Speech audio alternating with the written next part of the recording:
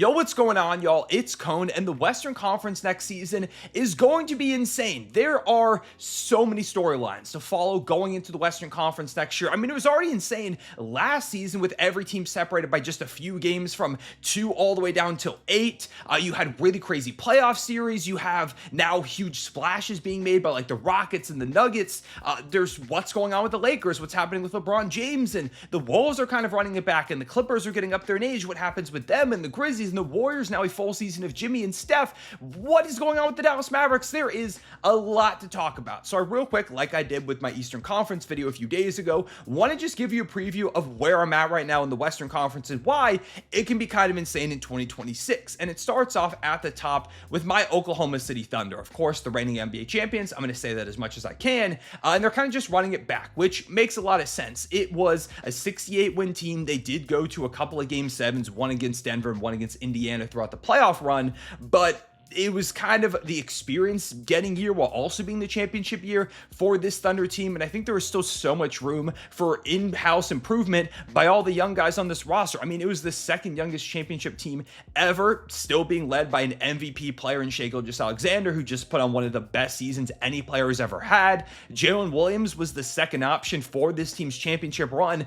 with a torn ligament in his wrist. If you want to ask why his efficiency dropped at times, it's probably good to consider that injury normally requires surgery. He had to get it after the run, but was still able to get through that anyways. One of the best defensive players in the league. It still feels like he has so much more upside after this all-NBA third-team season. Chet Holmgren was really not anywhere near his best offensively throughout the playoff run, and I think a big part of that is missing a majority of the year with a broken hip, pre-hip injury at the beginning of the season. It was a small sample size, but he was shooting over 50% from the field, 40% from 3, and blocking like 3 shots a night. He felt like he was on an all-NBA trajectory. And of course, all the depth in the world, the still all-time level defense, coach in Mark Daigneault, who has won a Coach of the Year and now a championship. They've got experience now. They've been there, done that. They should and will be the favorites again in this Western Conference and probably to win the NBA Finals outright. And it feels like they have a chance to really stamp themselves as potentially a dynasty if everything goes their way. But it's not like it's solely us in the Western Conference. There are a lot of really good teams, and 2 of them are making a case to be named the second favorite out in the West. And those are the Houston Rockets and the Denver Nuggets. Houston last year, didn't go as far as the Nuggets. They lost round 1 to the Golden State Warriors, but they pushed them to 7 games, a really good Warriors team, despite the fact that the half-court offense for the Rockets last year was throw the ball at the rim, get the offensive rebound, and put it back up and in. And sometimes it worked. That defense was ridiculous, but now they've got a little bit of playoff experience. You're going to, I'm sure, see jumps from the young guys like an Alperen Şengün, for example. And I think Amin Thompson can be unbelievable next season. He, to me, feels like he's got real superstar upside, all NBA upside. Maybe not next season, although I think All-Star is very, very attainable. And of course, another all-defensive team also makes a lot of sense. But I mean, within the next few years, I think he could be on an all-NBA team. And then alongside those types of young guys, Jabari Smith Jr., I think there's a lot of room for him to improve. And Tari Eason under a great coach in Ime Udoka. You had Kevin Durant, who immediately fixes your biggest issue of not having a go-to scorer in the half court, giving you one of the greatest scorers in the history of the game. And you only had to give up Jalen Green, who was super inconsistent. And now moving off of him allows Amin Thompson to slot in that backcourt next to a Fred VanVleet, who you also keep on a pretty cheap contract.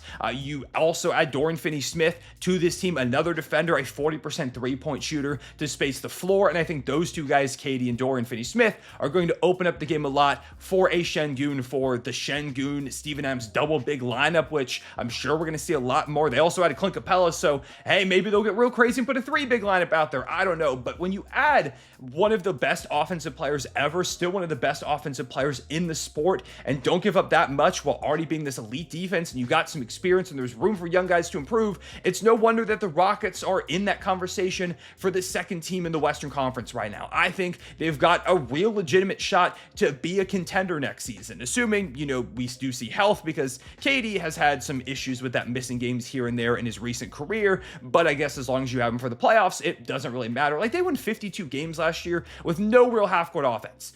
That is extremely impressive. And then we talk about the Denver Nuggets, who pushed the Thunder to 7 games with Aaron Gordon dealing with, of course, his injury and Michael Porter Jr.'s shoulder bothering him. And now they go ahead and swap Michael Porter Jr. for Cam Johnson. And Cam isn't like leagues better than Michael Porter Jr., but I think he is a more consistent player. He's someone who I trust a little bit more in that Nuggets system as a playmaker. He's a better defender, which the Nuggets definitely needed. And I can imagine him having some really great chemistry with Nikola Jokic and Jamal Murray. I mean, he was doing really well. He was really efficient last year as the number 1 option in Brooklyn. Imagine what he can do now in a scaled back role, playing off of one of the best offensive players, best playmakers in the history of the sport, Nikola Jokic. I think he's going to be ridiculous. They added a volume 3-point shooter in Tim Hardaway Jr., who I think is also going to thrive playing off of Nikola Jokic. They sent a double. He's got him in the corner. It could be a ridiculous weapon. You still got Jamal Murray and Aaron Gordon. And I mean, they added Jonas Valanciunas. We'll see if he is actually going to stay. The report is that he might go over to Greece, but they want to still keep him. I honestly don't even love the Valanciunas pickup. I think it would be scarier if the Nuggets added this really athletic rim protecting type of big as opposed to a slow-footed big in Jonas Valanciunas, who, could theoretically replicate a little bit of what Jokic can do in those minutes off the court. And he's a better option than what they've had at almost any other point in the Jokic era. But honestly, I'd be more excited if I'm a Nuggets fan about De'Ron Holmes coming in next year. Injured in Summer League, missed the entirety of the season. He comes in now and maybe gives you that athletic type of big, is again coming off a season-ending injury as a rookie, so we'll see where he's at. And of course, Bruce Brown is back in a Denver Nuggets uniform after a couple years away from the team post-championship when he got his bag, and now he returns here where he had the most successful year of his career by far, and I'm really excited to see what he can do being back in Denver. Hasn't been the best past couple of seasons. He's dealt with injury specifically. If he can stay on the court, though, he is another weapon added to this team and just gives them more depth. But all in all, I mean, just this Nuggets team, when you have Nikola Jokic and that talent that they have and you make improvements, and David Adelman really impressed me in the few games that he coached because he's now got more playoff wins than regular season wins. They also, like the Rockets, feel like the top 2 threats to the Oklahoma City Thunder in the Western Conference. But there are a lot of other very interesting good teams, like the Minnesota Timberwolves, back-to-back conference finals, another year for them to gel. They really gelled in the back half of the season. If they can bring that for a full year, they could compete for a top 3 seed in this conference. And Anthony Edwards went from last season being at the beginning of the year, like, oh, he's a good 3-point shooter, to someone who had one of the best 3-point shooting seasons ever. As this hyper ridiculous athlete, he got better as a playmaker. He really rounded out his game, and there's still so much room to improve. He and Julius Randle, so much chemistry to still build. You've got young guys like a Rob Dillingham and a Terrence Shannon Jr., who I think could be bigger pieces. I think this Wolves team is, again, going to be pretty insane. Similarly, the Golden State Warriors only got a part season with Jimmy Butler, but when Jimmy and Steph are in the lineup together, they're basically unbeatable at times. They really opened up the game for Steph Curry, made life so much easier. We saw a rejuvenated, revived version of Steph at the home stretch of the season. Jimmy is, of course, always an X factor, a high-level playoff performer, a defender, a rebounder, a playmaker, which is something they desperately needed. Draymond Green feels like he's just never going to regress defensively. He was in the conversation heavily for Defensive Player of the Year this season in like his 30th year. You've got young guys who can step up, like a Brandon Podjemski, for example, and I thought Quentin Post was really good for them last season. We'll see what happens with Jonathan Kuminga. Is he going to be back? Or if they get something back from him in a sign-and trade, then I think that's a massive win, because I don't love Kuminga's fit on this team. And if you could bring in someone who is an impact player, that would be huge. The report is that they might even end up signing Al Horford, who I would love. Now, it is a lot of older players, but just in terms of on paper, the skill sets I think mesh really well. A lot of veteran experience. Even if they're not a threat to win the Western Conference, I think just in general throughout the season, they could be really scary. And you probably just in general don't want to end up in a matchup with that many savvy veterans that are over in Golden State and have the experience that they do. Talking about older teams, the Clippers are again going to be coming back with an older squad. But I mean, last season they won 50 games with Kawhi missing the beginning of the year. He only ends up playing 37 games and they won 50 times. James Harden was an all-star and an all-NBA player again. It feels like he's just always going to be this floor-raising, high-level floor general regardless of how old he gets. Zubac felt like he could have potentially made all-NBA last season and was in Defensive Player of the Year talks, or at least he should have been in my opinion. He was phenomenal all last year. Norman Powell took a big step. They bring back like a Nick Batum. They go ahead and they add Brook Lopez as a backup big, who is also old, but he's a better option than they've had in a long time. Derrick Jones Jr., still this highly athletic, great defender. Chris Dunn was unbelievable defensively last season. If Bogdanovic can assimilate a little bit more and he looked better at the end of the season than he did when he first got there, and he gives them another offensive punch piece.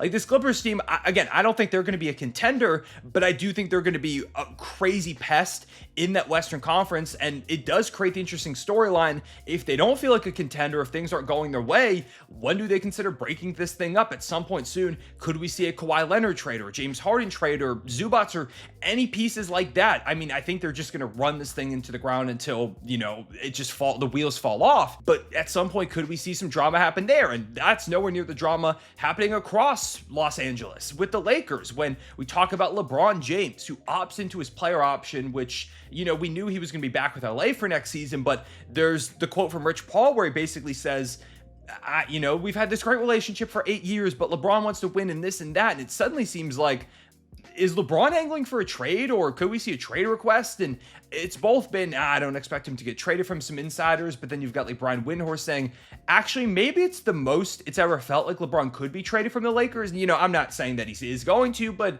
could it be a possibility? I mean, I don't know. I just think about this team and how it feels like everything that they're trying to do is angling towards Luka Doncic in the next era. I wouldn't be shocked if LeBron is off the Lakers, probably not this offseason, but by the time the deadline rolls around. I mean, a couple deadlines ago, the Warriors got super invested in where could he potentially land if he did get traded. Like San Antonio has all the capital in the world to make a deal happen, and they don't have to give up a lot of integral pieces to make the salary work. And I mean, San Antonio is super interesting with Wemby and De'Aaron Fox now for a full season, and they really feel like they're just waiting. If a big name player becomes available, they could jump into the fold very quickly. I think if Giannis becomes available, they should be all over that. And I think they would be, because they've got one of the most interesting packages out of anybody. They've got Stephon Castle coming back as the Rookie of the Year. They got Dylan Harper second overall in this draft. They have an embarrassment of riches alongside Victor Wembanyama, who was running away with Depoy last season and feels like he had a chance to make all NBA first team in his second season. Think about what he could do this year. I mean, there's a chance if the Spurs are like the jump team in the Western Conference, we could see deep Wemby MVP talks as soon as this season. I don't think that's crazy at all. And one more note on the Lakers. I don't know how good they're going to be next season. Like LeBron, Reeves, Luka is a really good offensive trio, but I think the defense is going to be terrible. Like DeAndre Ayton is not super exciting to me if I'm a Lakers fan. Maybe he actually buys in for once, and I guess if he can't show that he can play here next to Luka and LeBron, it's kind of just over for him, and maybe he's like, hey, this is my last chance. I just got bought out as a previous #1 overall pick 7 years ago. It's not that long ago. So maybe he buys him more and he looks like Suns DeAndre Ayton, but I don't know. The Lakers are so interesting to me. I'm going to make a full video about them here at some point soon. Same thing with the Rockets and the Nuggets and a few of these other teams. The Grizzlies, I mean, they traded Desmond Bane. What does it look like now with John Jaren as these top two guys solo? You've got the Dallas Mavericks. I mean, what's going to happen with them? They've got Cooper Flagg and PJ Washington and Anthony Davis and Derek Lively and Daniel Gafford. It is a very crowded front court, but it's one that feels like it could be insane defensively. You add Najee Marshall to that. They pick up D'Lo as a point guard. Could Kyrie return next season? If not, then how do they look without him offensively? Because I worry a lot about the creation on this team, even though defensively they're going to bludgeon teams with their size. And can AD actually stay on the court? Because that's really not a given whatsoever. I've seen some people think they could be again around like the 10th seed in the Western Conference, and I've seen some people say they could be like a 3 or a 4 seed out west. It feels like they've got one of the biggest ranges, because I've just got no idea how to feel about this team offensively. Cooper Flagg, obviously a big swing guy. If he looks like the guy from day one, it improves their ceiling a ton. If he doesn't, if it takes some time, which wouldn't be shocking, it's hard to adjust to the NBA, then maybe they're more so around that play-in range. I don't know. The Mavericks getting the #1 overall pick still feels fake to me. Sacramento, I don't even know if I want to talk about Sacramento, to be honest. I don't know what's going on over there, but I mean, I think at some point soon, Sabonis and Levine and DeRozan, all these guys could become trade chips. Phoenix is going to be a lot younger. That's somewhat exciting. The Blazers Blazers feel like maybe they could be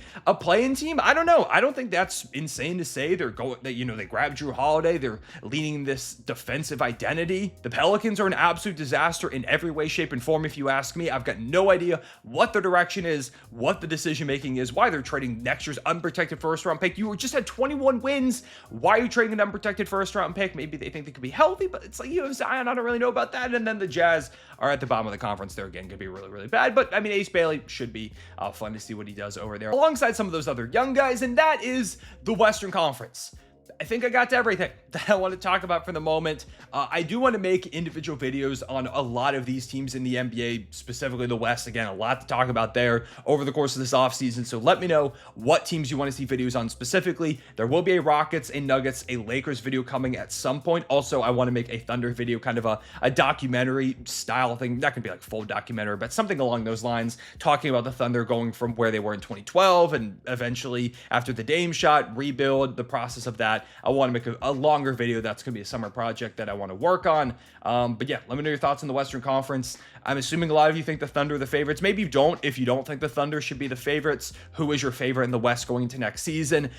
Where would you rank like the top 8? Like, what are your top 8 teams? Specifically, actually, maybe better question, who do you think are going to be the top 6 that avoid the play-in tournament entirely? Do you think there is a jump team this year? Like, could it be the San Antonio Spurs? Maybe it's the Dallas Mavericks bouncing back. I don't know. I want to hear all your thoughts on the Western Conference, but for the moment, I appreciate you watching. Leave a like and subscribe if you enjoyed. Hit the notification bell so you don't miss out on future videos. I appreciate you watching. I'll see y'all later. Real one, save back.